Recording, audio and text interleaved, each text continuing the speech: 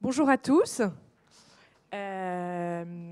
Merci d'être avec nous pour parler de la fiscalité aujourd'hui, et plus précisément de s'interroger, de savoir si la fiscalité est décisive sur nos comportements. Les impôts, waouh, ces impôts que nous aimons tant et que nous détestons tout autant. Avec nous, pour en parler, je suis Marie Viseau, je suis journaliste au Figaro. J'ai le plaisir de modérer ce débat aujourd'hui. Un super panel aujourd'hui pour parler de ces sujets de fiscalité. Nous avons le grand plaisir, à l'autre bout de la table, d'accueillir Stéphanie Stancheva, qui est professeure à Harvard, et peut-être le savez-vous, qui est la lauréate de cette année du plus jeune économiste, décerné notamment par le Cercle des économistes. Donc, grande spécialiste de la fiscalité, puisque ses recherches portent quasiment exclusivement là-dessus, donc elle pourra nous en parler longuement. Nous avons pour participer à ce débat aussi Pascal Cagny, qui est le président de Business France, Souman Berry, qui est membre du think tank Bruegel, Philippe Vidal, qui est directeur général adjoint du CIC, et Nouriel Roubini, qu'on ne présente plus, qui est économiste à l'Université de New York. Voilà, alors la fiscalité, comme je vous le disais, sujet passionnant, les impôts qu'on déteste. Alors, elle sert bien entendu à financer le fonctionnement et l'action de l'État, mais elle peut aussi être utilisée à des fins gouvernementales. Et c'est de ça que nous allons discuter aujourd'hui, comment déterminer le bon niveau de taxation, sujet éminemment compliqué. Et la pression fiscale, peut-on s'interroger, est-elle le meilleur moyen d'influer sur les comportements des agents économiques divers et variés? Voilà, plein de questions auxquelles on va essayer de répondre aujourd'hui. Je donne tout de suite la parole à Stéphanie, qui va introduire ce débat avec ses réflexions passionnantes. Super, merci beaucoup. Bienvenue à tous et merci d'être là pour cette session. Donc oui, on va parler d'impôts, et si vous êtes là, c'est que vous ne détestez pas forcément les impôts de façon irrévocable, mais bien sûr, c'est quelque chose qui suscite des réactions très viscérales, qui, dans l'histoire, a déclenché des guerres, causé la chute d'empires, a détruit des déjeuners de famille innombrables. Donc c'est un thème clairement qui est très important. Et les impôts, au sens large de tous les taxes et transferts, sont un outil extrêmement puissant. Un petit changement d'impôt peut avoir de grands effets de cascade, des effets sur toute l'économie. Et mal conçu, c'est un système qui peut freiner la croissance, freiner l'activité économique. Bien conçu, ça peut au contraire lever des fonds, redistribuer sans faire mal forcément à la croissance et à l'activité économique. Et les impôts, en fait, sont omniprésents. Parfois, on s'en rend compte très douloureusement quand on écrit un chèque au gouvernement, mais parfois, on s'en rend presque pas compte quand on paye la TVA. C'est pas forcément très frappant qu'on est en train de payer une taxe. Donc, quand on pense à est-ce que les impôts sont décisifs pour nos comportements, d'après moi, il y a deux grands concepts économiques à garder en tête et qui vont, j'espère, cadrer un peu le débat. La première chose, c'est qu'on a des impôts pour des raisons diverses. Lever des fonds, redistribuer, par exemple l'impôt sur le revenu, l'impôt sur les sociétés.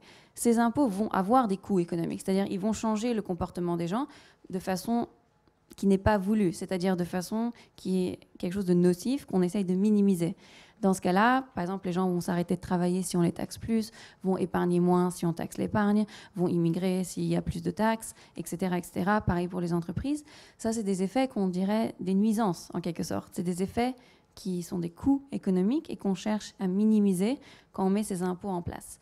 Et il y a des coûts qui sont plus attendus que d'autres, les effets sur le travail, sur les entreprises qui se délocalisent, etc. Mais il y a des coûts qui sont moins attendus et moins étudiés, par exemple les effets à plus long terme sur l'innovation, par exemple. Est-ce que les impôts sur le revenu, les impôts sur les sociétés, qui ne sont pas là pour ça ou contre ça, est-ce qu'ils vont nuire à l'innovation? Est-ce qu'ils vont faire fuir les inventeurs, décroître la quantité d'innovation, etc.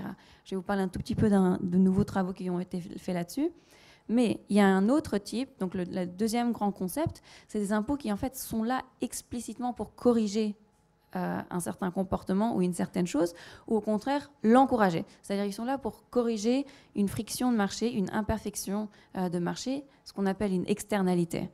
C'est conceptuellement très différent. Par exemple, quelqu'un fume à côté de moi, la personne ne prend pas en compte le fait qu'elle impose un coût sur ma santé en fumant. C'est une imperfection de marché qui est là. Personne ne paye pour ma perte en santé. Et donc, une taxe sur les cigarettes, c'est une façon de internaliser un peu, au moins, le coût sur les autres de fumer. Pareil pour toutes les taxes qui ont été proposées sur, par exemple, les sacs plastiques, sur la pollution, la taxe carbone, des taxes même aux États-Unis sur les sucres, sur les sodas, pour éviter que les gens fassent trop d'un comportement qui est apparemment nocif. Et au contraire, il y a des taxes ou des subventions, des taxes négatives, pour encourager certains comportements qu'on pense bien pour la société. Par exemple, encourager l'énergie verte, subventionner que les gens changent leur énergie avec quelque chose de meilleur pour l'environnement, etc. On a plein de crédits et de subventions pour l'innovation, parce qu'on pense que c'est une activité qui n'est pas faite assez par les agents privés par rapport à son bénéfice pour la société. Et là, dans ce cas, au contraire, ces effets de comportement, ce n'est pas du tout des nuisances. Au contraire, plus l'effet de comportement est fort, plus on aura envie d'avoir ce genre de taxes et de subventions, dans le sens où elle va être très efficace. Elle va agir exactement sur la dimension qu'on veut. Par contre, ce genre de taxe pose un autre problème. Et ce problème, c'est quand on parle pas seulement d'externalité, c'est-à-dire je fume et je blesse quelqu'un d'autre, mais plutôt je fume et je me blesse moi-même. Ça s'appelle une internalité. Donc, il y a un comportement qui est peut-être génial dans le moment, mais qui plus tard va me faire mal. Et là, la question devient, est-ce que le gouvernement ou les gouvernements doivent être paternalistes, c'est-à-dire doivent prendre en compte, en gros, le bien-être futur de cette personne, ou alors respecter ses choix et ne pas essayer de corriger cette internalité. Toutes les taxes qui sont là sur les aliments gras, sucrés, les cigarettes, etc. Ou, dans l'autre sens, les choses qui essayent, par exemple, d'encourager l'épargne en pensant que les gens n'économisent pas assez pour leur retraite. Tout ça, c'est dans l'optique paternaliste, dans le sens économique, c'est-à-dire on ne respecte pas le choix des gens, on essaye de le changer parce qu'on pense que les gens ne maximisent pas leur propre bien-être. Donc voilà tous les, en gros, tour d'horizon des concepts économiques autour des effets qui sont des effets de nuisance qu'on essaye de minimiser quand on parle d'impôts sur la société, d'impôts sur le revenu généraux. Dans ce cas-là, les effets sur le comportement qu'on étudie sont des coûts qu'on essaye d'éviter au maximum. Et le cas des taxes correctives, positives ou négatives, ça peut être pour encourager ou corriger, où là, par contre, les effets de comportement sont des choses voulues, justement, mais qui posent peut-être plutôt un problème éthique et normatif de quel est l'objectif qu'on va essayer de maximiser et jusqu'à quel point un gouvernement doit être paternaliste pour corriger des internalités que les gens peuvent peut-être imposer sur eux-mêmes. Donc j'ai hâte d'entendre toutes les interventions et j'espère que ça cadre un tout petit peu, comme les thèmes vont être très divers, ça cadre un petit peu le débat. Merci beaucoup Stéphanie. Alors si vous n'étiez pas encore convaincu que la fiscalité influe sur nos comportements à tous, ça y est, vous l'êtes. Et il y en a un qui est spécialement convaincu de ça, c'est Pascal Cagny. Parce que Pascal Cagny, en tant que président de Business France, il doit attirer les investisseurs étrangers. Et autant vous dire que les investisseurs étrangers, la fiscalité, ils regardent ça très près, surtout dans un monde où les pays se livrent une concurrence féroce pour attirer les investissements. Donc vous le savez mieux que quiconque, la fiscalité est importante, surtout dans un pays où on a connu des périodes où on a eu des taxes à 75% sur les très hauts revenus. Ça n'a pas dû vous aider dans l'attractivité de la France, mais vous allez nous expliquer tout ça, Pascal Cagny. On va essayer de le faire, merci Marie. Il est clair que quand vous occupez de l'attractivité, et je le fais à la fois dans l'agence Business France qui est la vôtre en fait, puisque on sert à la fois à aider des entreprises, des PME à exporter, mais on essaye de déployer le fameux tapis rouge de Boris Johnson pour les faire venir sur le territoire national.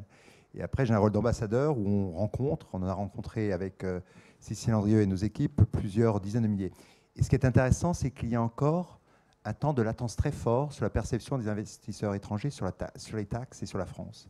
Quand vous regardez sur le territoire de marque de la France, dans ses attributs négatifs, il y a encore, au-delà des fameuses 35 heures, cette marque très forte qu'a été les 75% d'impôts sur les personnes physiques, et dont on sait, vous et moi, qu'elles ont sans doute été posées sur moins de 1000 personnes. Et je vous assure que quand vous avez ça, plus les gilets jaunes, le job devient très challenging, mais il devient d'autant plus passionnant. Et en fait, je pense qu'il faut regarder ce problème sur l'attractivité sous un petit cadran qu'on appelle chez nous le cadran magique de l'attractivité. Et ce qu'on essaie de faire aujourd'hui, c'est très simple. Au moment où le pays ou le monde entier se ferme, rentre dans une forme de protectionnisme, une sorte de guerre commerciale, eh bien, ce pays, notre pays, se veut extrêmement ouvert. Et c'est ce pourquoi aujourd'hui, on veut accueillir non plus 250 000, mais 500 000 jeunes étudiants étrangers. C'est ce pourquoi aussi, en parlant de taxes, Stéphanie, on a un arsenal, si je puis, de taxes extrêmement intéressant. Déjà, avec la loi TEPA, Mme Lagarde, qui n'a pas le plaisir, qui ne sera pas avec nous aujourd'hui, avait annoncé un premier statut qui s'appelle le statut d'impatrié. Et donc, vous voyez que là, on utilise les taxes pour faire en sorte que lorsqu'on se bat au terme du Brexit pour faire venir un maximum de sociétés sur le territoire français, on puisse offrir à tous les gens qui ont des hauts revenus une façon de pouvoir le faire en n'étant pas pénalisés par ce que l'on offre. On a aussi un énorme travail sur l'attraction des talents lorsque l'on essaie de leur expliquer que ce qui est important, c'est ce qu'on appelle le net en poche. C'est que même si en première lecture, un salaire, quand il vient sur le territoire national, est à 1 fois, 45 ou 50 fois le coût frontal, eh bien, en réalité, compte tenu d'un coût d'immobilier qui est moins cher que celui de Londres, compte tenu d'une qualité de vie, d'un welfare state, d'un état-providence plus fort, eh bien, ce qu'auront les gens à la fin de la journée sur notre territoire national est important. Donc, les taxes jouent un rôle très important. Ils ont aussi un rôle dissuasif sur cette capacité à attirer les talents lorsqu'on travaille, par exemple, sur le fait qu'on va leur dire « vous allez dans ce statut d'impatrié ne pas être taxé sur votre patrimoine ». Et en n'étant pas taxé sur le patrimoine, on a déplacé ça sur l'IFI. Donc, c'est la réforme qu'on a faite sur le gouvernement qui est passée de l'ISF à l'IFI. Et l'ISF, il faut bien que vous compreniez, c'était une spécialité un peu française, puisque 1,5% de taux, alors qu'on était dans un marché de taux zéro, et je crois Philippe nous l'expliquera, eh bien, c'était vu comme un petit peu confiscatoire. Donc, je crois qu'aujourd'hui, pour reprendre le propos, Marie, il est clair que dans l'attractivité, les taxes jouent un rôle important. Et le talent de ce qui a été fait depuis quelques années, et particulièrement ces dernières années, ça a été de les utiliser de manière positive. Mais parlons d'autre chose. Vous parlez d'innovation, Stéphanie. Sur l'innovation, la France, aujourd'hui, démontre qu'on peut attirer beaucoup de centres de recherche et développement.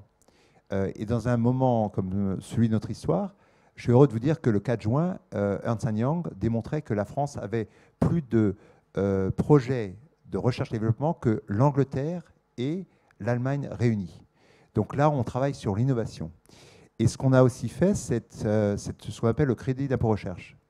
Ce pays se veut un pays d'innovation. Nous sommes au 4e rang des gens qui déposent des brevets. Et bien pour le faire, on a fait le crédit d'impôt recherche qui a été en fait sanctuarisé sur près de 10 ans et qui fait en sorte que si demain vous venez en France, vous êtes une entreprise française, 28 000 d'entre elles en bénéficient, vous pouvez jusqu'à 100 millions d'efforts de recherche et développement avoir un bénéfice fiscal de 30% de ces 100 millions. C'est un coût important pour la communauté, près de 5 milliards, mais ça nous donne les résultats qui font qu'aujourd'hui la France attire 1 centre sur 5 de recherche et développement en Europe. Et je crois qu'on peut montrer, et c'est pour ça que je suis très positif sur le sujet, qu'on peut y arriver. Et enfin, j'aimerais vous parler aussi d'une autre taxe extrêmement intéressante qui nous a permis d'embrasser cette révolution numérique. C'est le 3e parti du cadran magique. Donc en gros, l'aptitude à être accueillant, l'aptitude à se focaliser sur l'innovation et à favoriser la recherche et le développement. Mais embrasser la révolution numérique, comment on le fait? Vous savez qu'on a ce truc qui s'appelle la French Tech, un énorme mouvement collectif qui fonctionne très bien. Et là, on a par exemple créé le statut de jeune entreprise innovante, qui fait que sous certaines conditions, en remettant plus de 15% de vos charges en matière de recherche et développement, vous allez pouvoir bénéficier d'exonération. Et ça fonctionne bien puisque la French Tech aujourd'hui produit des emplois, produit beaucoup de startups. Et je suis heureux de vous annoncer que, alors qu'on n'avait que 6 entreprises qui avaient levé plus de 40 millions il y a maintenant 2 ans, c'était en 17, 12 qui l'ont fait l'année dernière en 18, déjà sur les 6 premiers mois de l'année, on est à 17 sociétés qui ont levé plus de 40 millions. Et on sait que quand on se focalise sur ces sociétés de croissance, on arrive à créer de l'emploi. Enfin, le dernier point, sur le carré magique de l'attractivité, c'est qu'à côté d'embrasser la révolution numérique, c'est de pouvoir totalement revenir réindustrialiser notre pays. Vous savez qu'on part d'un point où le pays a en gros 12% simplement de son PIB qui est sur l'industrie. Pendant des années, on a perdu de l'emploi. Pour la première fois depuis 2 années, on recrée de l'emploi dans l'industrie. Et on fait, là aussi, les taxes jouent. Ça s'appelle la suramortisation fiscale sur notamment le passage sur les robots.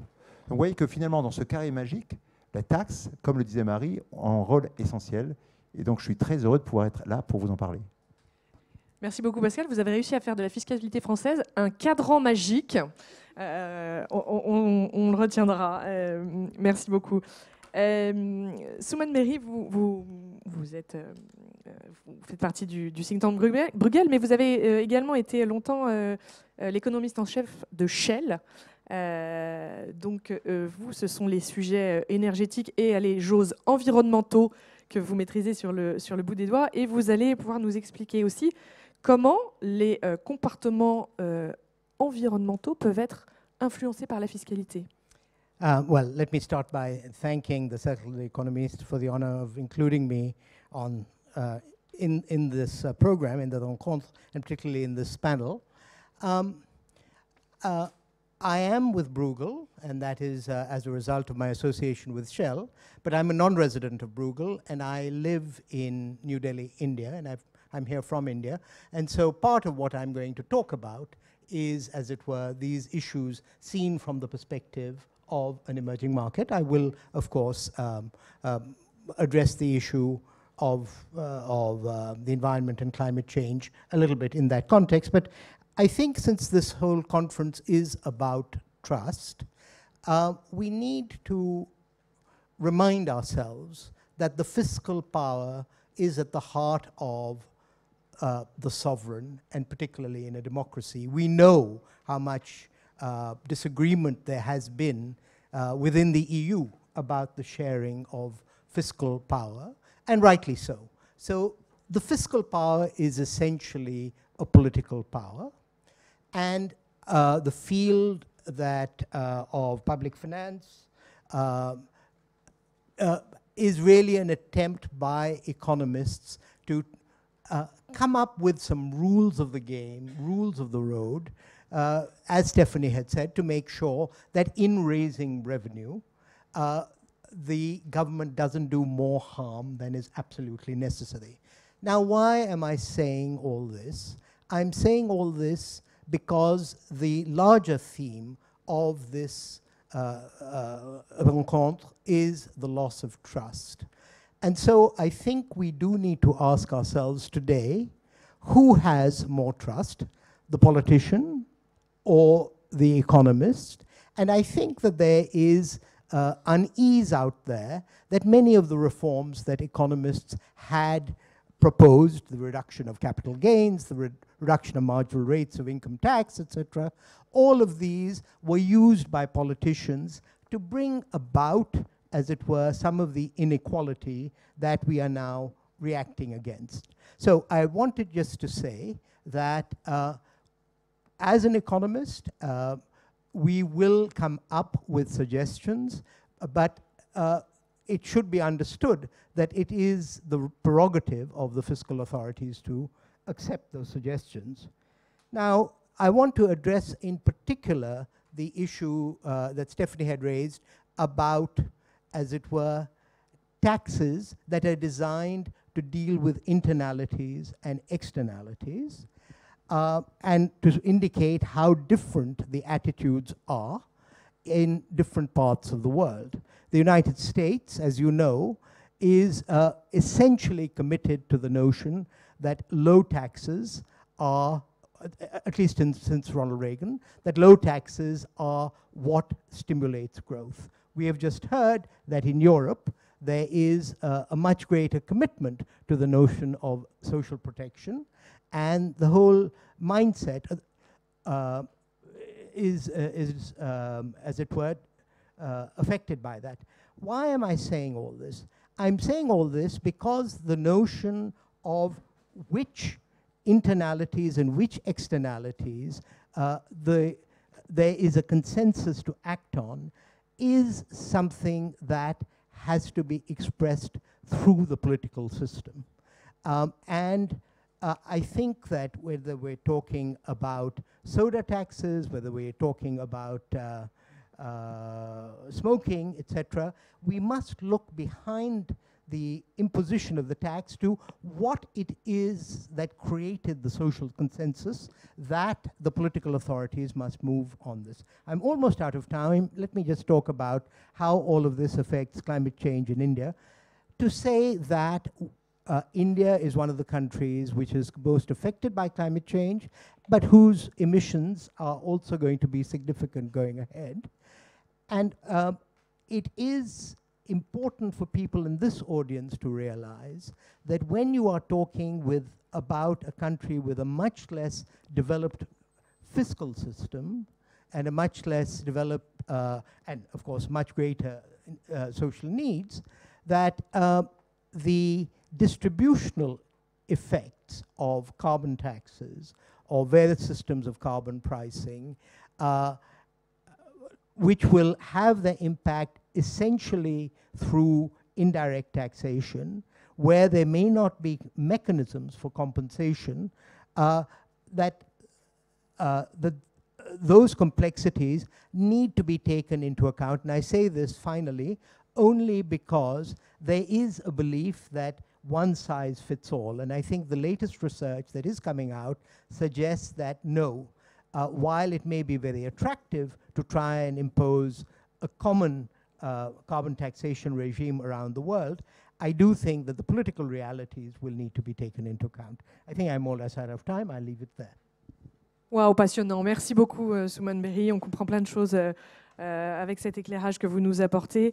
Alors, sans transition, on va passer la parole à Philippe Vidal qui va, lui, nous donner son éclairage de banquier. Je vous rappelle que Philippe Vidal est directeur général adjoint du CIC et qu'il a aussi plein de choses passionnantes à nous raconter sur le sujet. Bon, je ne sais pas si ça va être passionnant parce que c'est quand même des taxes dont on parle, mais je vais essayer d'éclairer le sujet sous l'angle de l'épargne que l'on oriente vers l'économie productive, comment on fait, comment les pouvoirs publics et les banques essaient de s'organiser là-dessus. Et puis, si on a un peu le temps, la transition énergétique est un vrai sujet avec des taxes carbone, et donc comment on peut réagir par rapport à ça.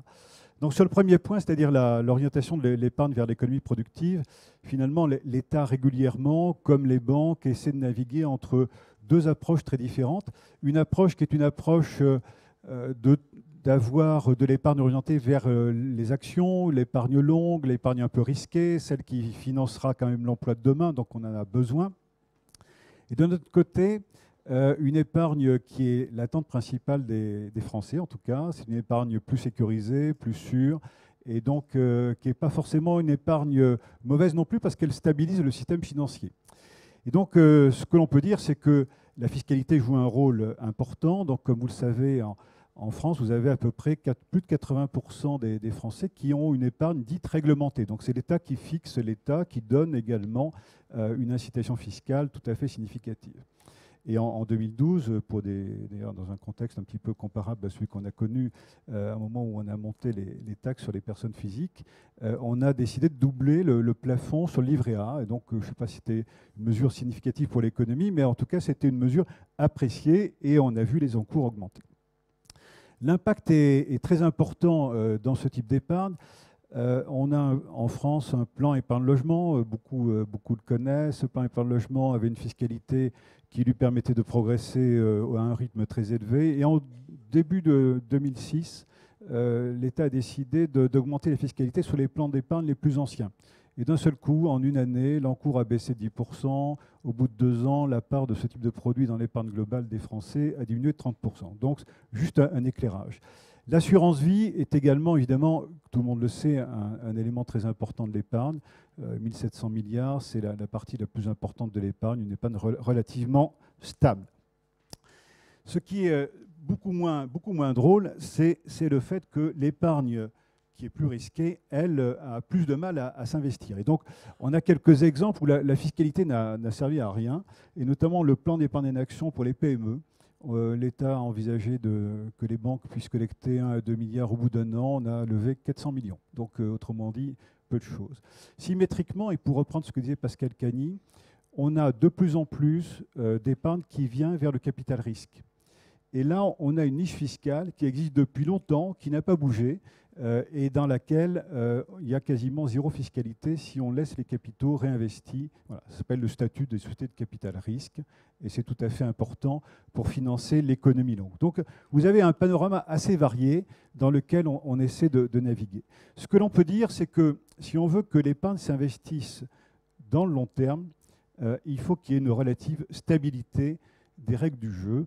On a besoin de confiance quand on est investisseur. Et la confiance, ce n'est pas quelque chose qui se décrète. Ça veut dire que les règles du jeu sont relativement stables, que les gens qui fixent les règles du jeu, vous avez confiance en eux.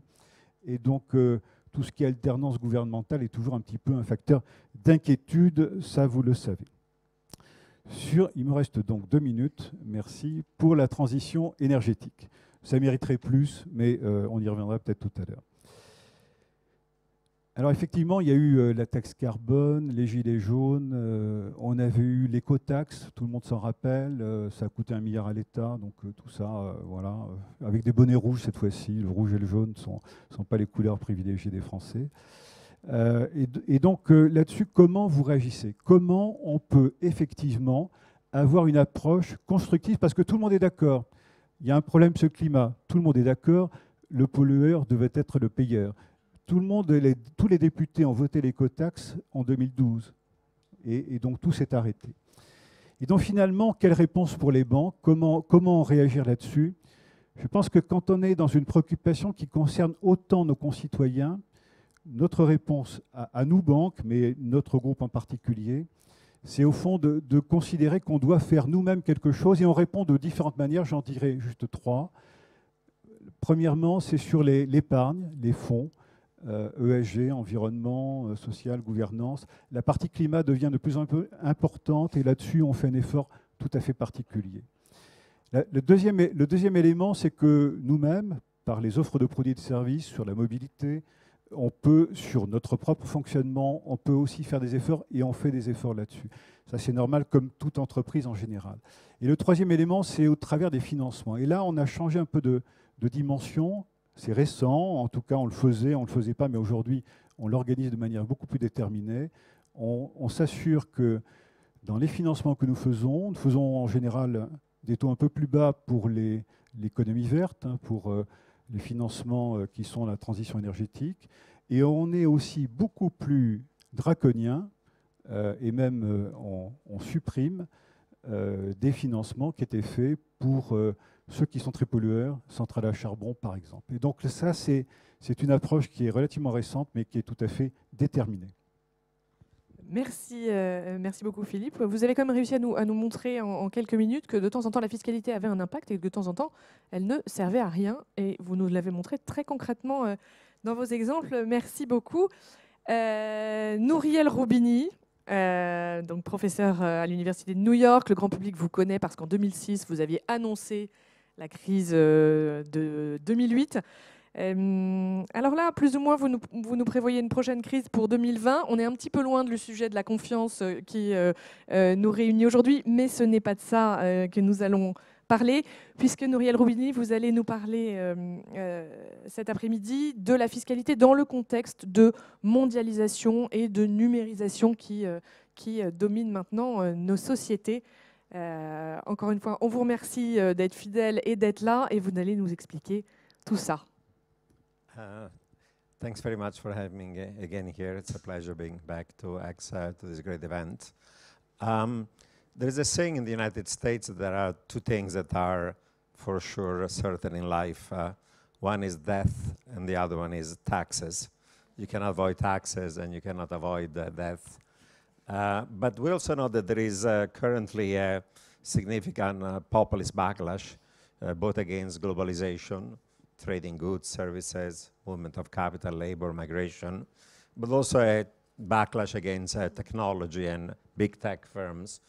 And I think that the reason why, in part, there is this backlash against globalization and even against big tech is that because of globalization and capital mobility and because of the role of big tech firms, there are some factors of production, especially capital and international mobile capital of tech companies that are not subject to taxation, and therefore the dictum that you cannot avoid taxes, and that is not true, at least for a subset of goods and services and so on in the world. First of all, what do we mean by globalization? By globalization, we mean more trade in goods, in services, in capital, mobility internationally, in labor, but also technology and data. But I emphasize today the role of international capital mobility because, of course, given the restriction to migration of labor, those restrictions imply that capital is more labor than labor. Secondly, what do we mean by digitalization and the role of these big tech companies and tech companies in the world? Several points. One, where value is created becomes more ambiguous. Secondly, these firms are using and having more intangible assets and capital rather than tangible ones. For example, intellectual property and things of that sort. Third of all, of course, by definition, digitalization is associated with globalization. All these big tech firms are multinational enterprises. And because of that, essentially, as I'll discuss in more detail, a phenomenon like tax avoidance and profit shifting or taking advantage of international tax competition arbitrage are becoming much more frequent in firms that are technology and digitalized firms. And that's why we've seen recently this backlash against the big tech firms. Let me specifically talk about now the role of capital mobility. There is less mobility of labor, of course. If you are a highly skilled labor or high net worth individual, you are also mobile, but that's a subset of that labor supply. What do we have in the system of taxation of corporate income taxes? First of all, we have this phenomenon of tax avoidance that is done by essentially exploiting international differences in tax rates, varieties of profit shifting or base erosion that come from, for example, transfer pricing. Secondly, we have this phenomenon of international tax competition across countries as a way of attracting foreign direct investment into the country. So what people refer to race at the bottom. And that's why the OECD and the G20 a few years ago started what's called the BEPS, the Base Erosion and Profit Shifting Initiative, to try to reduce tax avoidance and this international tax competition that is actually negative. Those are the kind of things that we have to start to think about. Let me talk specifically about what will be an optimal and desirable tax system and why it's not happening right now. If you take, for example, the OECD principles for optimal taxation of capital, they argue that profits should be taxed, one, where economic activity takes place, and two, where value is being created. Now think about globalization. First of all, globalization makes where economic activity takes place and where value is created mobile internationally, just because capital is mobile through international capital mobility. And digitalization, of course, makes where value is created much more ambiguous and not clear. Why? Because there is less need for physical presence to do business. You can be Facebook or Google and based in the US and do business in 200 countries in the world. You don't have to be physically present in Tanzania or in Chile. And secondly, these firms that digitalize have a lot of intangible assets, and that implies that as a result of that, you have both more tax avoidance and more tax competition and profit shifting. Let me talk about more specifically, a little more in detail about tax avoidance and international tax competition. First of all, the scope for profit shifting and this tax avoidance increases with a greater importance that some firms have by having, one, tech-heavy business models and intangible business model and assets. Why? First of all, it's very hard to assess what is the market value of these intangible assets, like, for example, intellectual property or brands or you name it. And therefore, we have more scope for profit shifting by these multinational organizations and enterprises, especially in the tech sector. And it's even harder to enforce the rules that the OECD and others have tried to impose about transfer pricing schemes. When you have intangible assets, where those assets are, it's much harder to define, and therefore those transfer pricing schemes that are ways of profit shifting can become actually hard to enforce. Let me conclude by making the following points, since I'm running out of time. There has been a lot of work done today in the OECD's through this BEPS initiative to try to have greater international coordination, but I think that this is just the beginning of that work. I think that much more work has to be done, first of all, to try to reduce this deleterious international tax competition. There's a race of the bottom.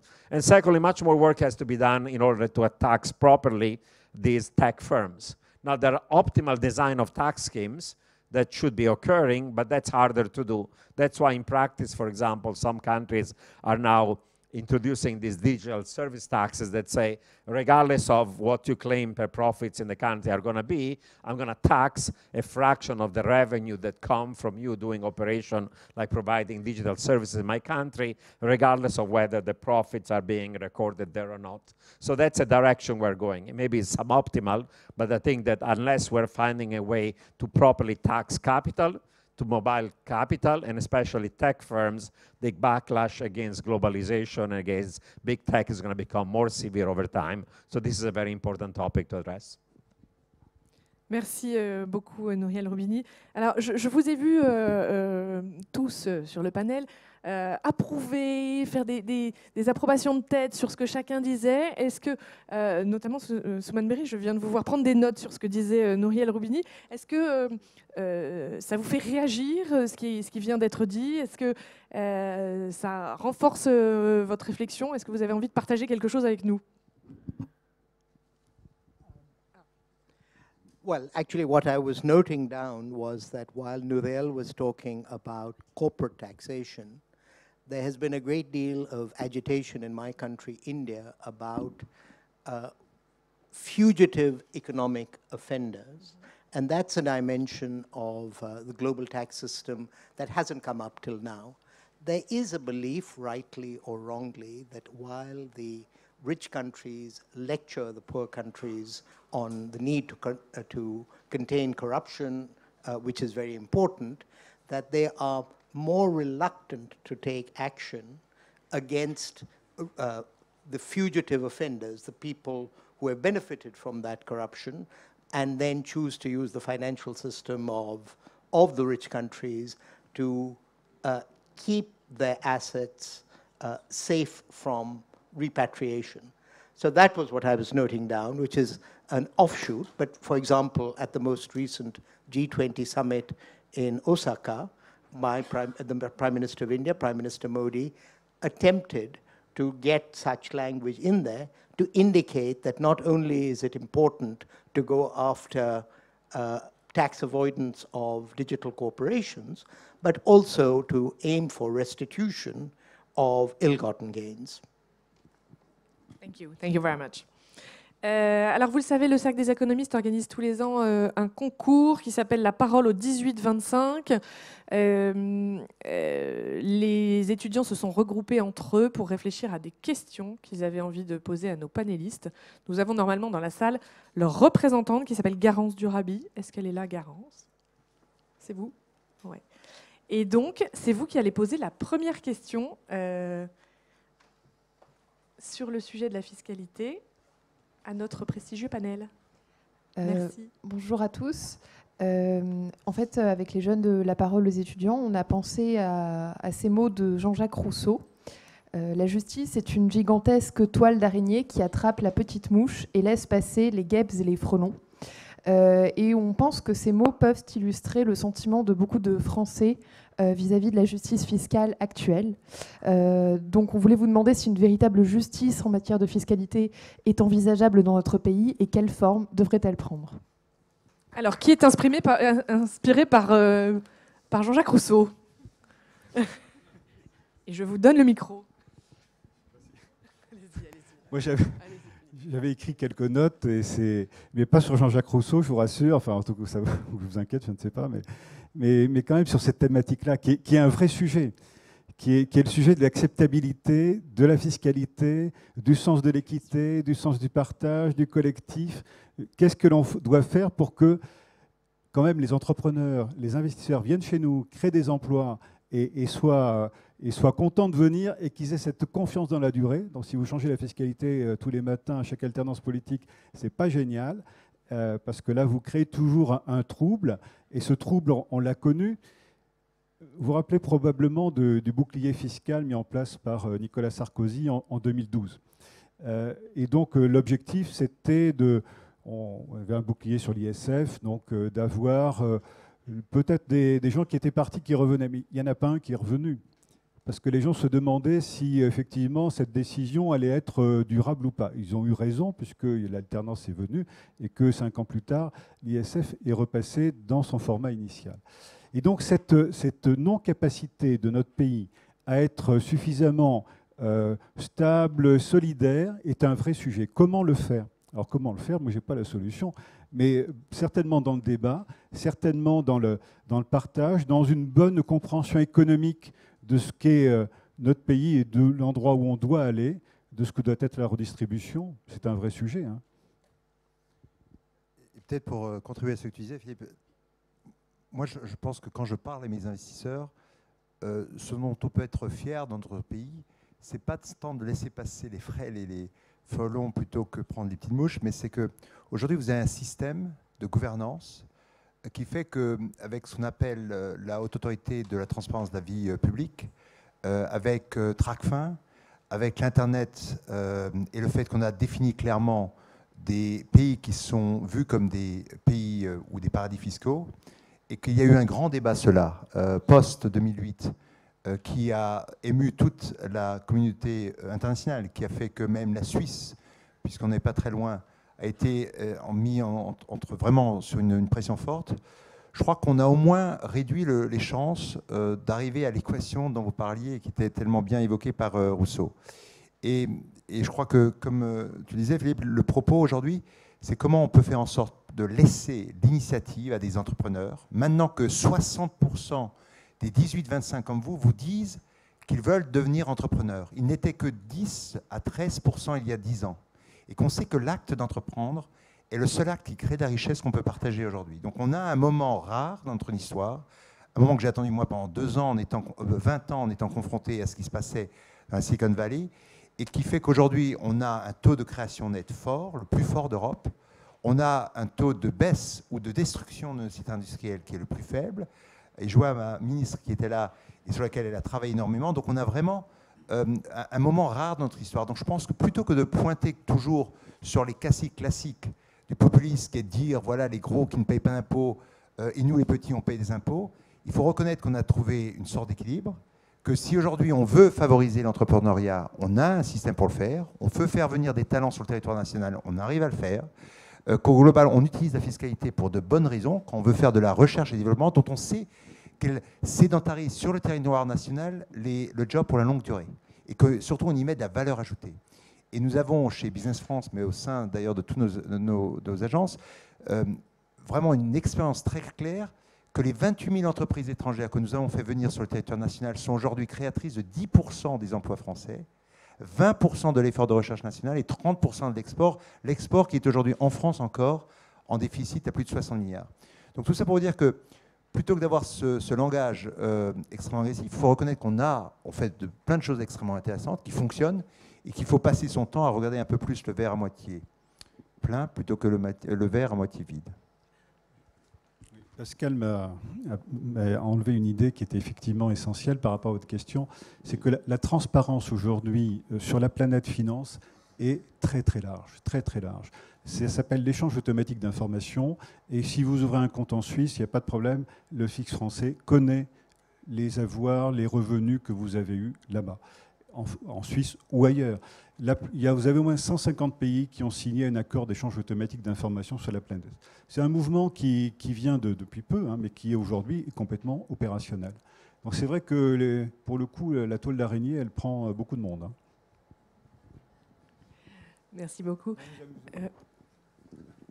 Avant de vous redonner la parole, parce que vous allez réfléchir tout ça des questions, parce que c'est vous qui allez prendre le micro dans un instant, j'ai quand même envie de demander à Nouriel Roubini, là on a donné un éclairage qui est assez français de la situation, puisque vous parliez, Garance, d'une situation dans laquelle on se reconnaît, mais dans laquelle peut aussi se reconnaître le reste du monde. Est-ce que vous pouvez nous donner un éclairage un peu international de ce sentiment d'injustice, d'inéquité fiscale qui est en train de gagner des pays bien au-delà de nos frontières? Well, as I pointed out, there is this populist backlash against globalization and even against technology, because globalization, whether it's trade in goods and services, labor, capital migration, is leading to some people are winners and some people are losers. some people are left behind. And the same thing with technology, because technology increasingly is capital intensive, skill bias, and labor saving. So if you own physical and financial capital, you do well. If you're in the top 20% distribution of skills and human capital, you do well with technology, but everybody else, white collar, blue collar, low value added, middle value added, is left behind. So we have this paradox that actually inequality is rising because of globalization and technological innovation. But at the same time, technological innovation and globalization imply that there are two types of factors of production that are highly mobile. One is capital, and therefore the ability then to tax capital and to have at least ex post redistribution of income when there is a rise in inequality is limited. But increasingly also, there is one factor of labor that is highly mobile. Typical labor, low skill, is not mobile, but if you are a high net worth individual, and if you are highly skilled, you can just change jurisdictions. And there are now countries, even like Italy, who are trying to attract those high net worth individuals. And usually those high net worth individuals, most of their income is not coming from labor income, but it's coming from capital income because they own those big firms, the big tech or financial or real capital. So essentially, we live in a world in which inequality is rising, and because of globalization and technological innovation, the ability actually to ex post redistribution of income by having progressive taxation is limited. Now, in the case of France, of course, there are extremes, because there are some countries in which the taxation of capital was excessive. In order to attract more investment, domestic and foreign, you want to reduce it. But then there is also an issue of whether that's fair or not. And that's why there has been a bit of a backlash against it, because on one side you want to incentivize more capital investment, more FDI, but then the fairness issue becomes a severe one. Of course, the first best policy will be to be able to attract and do the right investments, and therefore, and find progressive forms of taxation that are not as distortionate, that make sure that then you're having a redistribution of income and you provide public service of one sort or another, so there is not a backlash. Like, if you take this Gilets jaunes, the way I understand it, people in the rural areas, of course, use a lot cars compared to people in the cities, and once you have increased these diesel and other taxes for environmental reasons, then there was a revolt against them in the rural areas. But there is a solution to it that combines the need for carbon taxes with the need for fairness. You impose that carbon tax or environmental tax, but then you rebate to people that are low-level income individuals, or those who are using the car too much because they're in rural areas.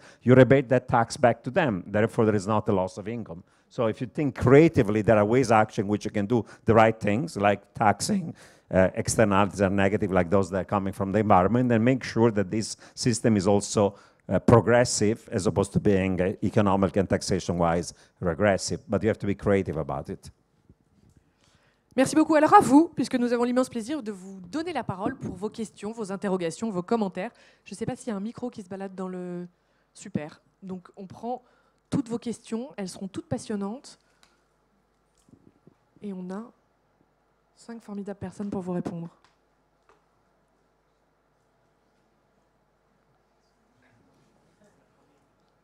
Voilà, fantastique, il fallait qu'il y en ait un qui se lance. Merci.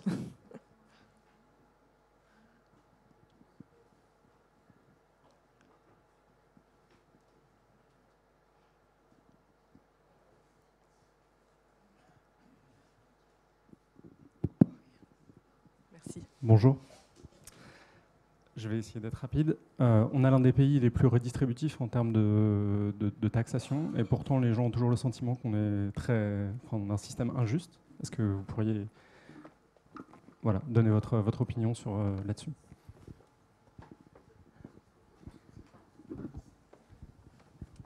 Merci Stéphanie. Apparemment, ça tombe sur moi. Alors, comment y penser un économiste? Chaque impôt, c'est en gros le résultat d'une équation d'optimisation où à droite, on a tous les coûts de l'impôt, les coûts en termes d'activité perdue, par exemple moins de travail, moins d'activité économique, et à gauche, on a les bénéfices qu'apporte cet impôt, qui sont lever des fonds ou redistribuer des revenus même. Et ce qui est à gauche, en fait, donc les économistes ne peuvent pas dire grand-chose là-dessus. C'est-à-dire que les économistes peuvent dire quelle est la distribution de revenus, qui détient quel type d'actifs, quel type de revenus, et peuvent très bien quantifier le côté droit des coûts quels seront les coûts en termes de chaque type d'activité perdue. Et plus on a de meilleures données, mieux on arrivera à le quantifier. Mais ce que les économistes ne peuvent pas dire, et qui est une question sociale, c'est quel est le poids qu'on doit mettre sur différentes personnes dans la société, et en gros, combien d'inégalités ou d'égalités on est prêt à tolérer. Donc, à coût égal, différents pays vont donner des réponses très, très différentes par rapport à comment est perçue l'égalité ou l'inégalité. Et une partie du travail que je fais, c'est de faire des enquêtes de grande envergure en ligne, avec l'idée qu'il faut écouter plus les gens, mais pas dans le sens vague, idéaliste ou romantique, plutôt dans le sens d'un outil de recherche qui a des choses intangibles qui sont très difficiles à voir dans d'autres données, qui sont les perceptions des gens, les vues sur la justice et certaines conditions et contraintes économiques qu'ils ont, et qui en fait définissent quel est l'objectif social que eux voudraient maximiser, et que donc le monde politique doit agréger pour effectivement maximiser. Et il y a des considérations qui sont beaucoup plus complexes que ce qu'on pense. Donc par exemple, vous dites, il y a un système qui est plus égal. Mais en fait, les gens ne se soucient pas seulement, et quand je dis les gens, je dis nous tous en tant que citoyens. Si on met notre chapeau de citoyen, on ne regarde pas juste quelle est la distribution des revenus, mais on se soucie aussi d'où est-ce qu'elle provient. Donc par exemple, on est beaucoup plus prêt à tolérer une inégalité de revenus si on pense qu'il y avait plus d'égalité de chances pour commencer. Si on pense que le processus pour arriver à cette distribution de revenus était plus juste, tout le monde est parti de la même situation, tout le monde avait les mêmes opportunités, on est prêt à tolérer l'inégalité beaucoup plus que si on pense que les chances ne sont pas égales pour commencer. Et ce qu'on voit qu'en Europe, les gens sont plus pessimistes sur la mobilité, par exemple qu'aux États-Unis. Aux États-Unis, les gens croient encore au rêve américain, qui d'ailleurs peut-être est juste un rêve aujourd'hui, à cette chance de s'en sortir, et du coup en fait demandent moins de redistribution parce qu'ils pensent que tout le monde avait plus de chances égales, pas des chances égales, mais plus de chances égales, ce qui n'est par exemple pas le cas en Europe. Ça ne correspond pas toujours à la réalité non plus, mais cette perception est très importante. Alors on va prendre une autre question, puisqu'on vient de me dire de manière affreuse qu'il restait 5 minutes à notre débat. Donc maintenant les mains se lèvent. Monsieur, allez-y. Oui, bonjour à tous. Moi, j'ai toujours une interrogation par rapport aux taxes qui est finalement la comparaison internationale permanente.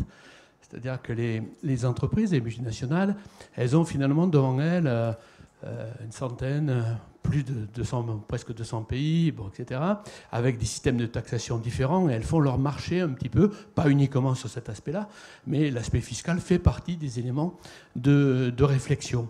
Et moi, quand je vois qu'on essaie en France de réduire le taux d'imposition apparent à 25%, c'est apparent uniquement, puisque le taux réel n'est pas celui-là, je m'interroge quand en même temps les États-Unis finalement décident d'un coup de réduire encore plus, etc. Et je me dis finalement, est-ce qu'on ne va pas aller vers une taxation zéro des entreprises? C'est un peu provocateur, mais c'est pour alimenter le débat. Alors là, vous feriez des heureux et des moins heureux. Qui est inspiré par cette petite provocation? Alors, très vite, Pascal. Très vite. En 2 mots, je serais très heureux, moi, que ce soit taux zéro, évidemment, puisque vous vous rendez compte, j'aurais un travail très facile, mais en fait. Vous perdriez mais votre la réalité job. des choses, vous l'avez dit, c'est que, en fait, le critère de taxe est sans doute le 10e, et je crois qu'on l'a mesuré plusieurs fois avec Kantar et autres, sur les critères d'installation dans un pays. Les premiers critères viennent toujours sur le capital humain.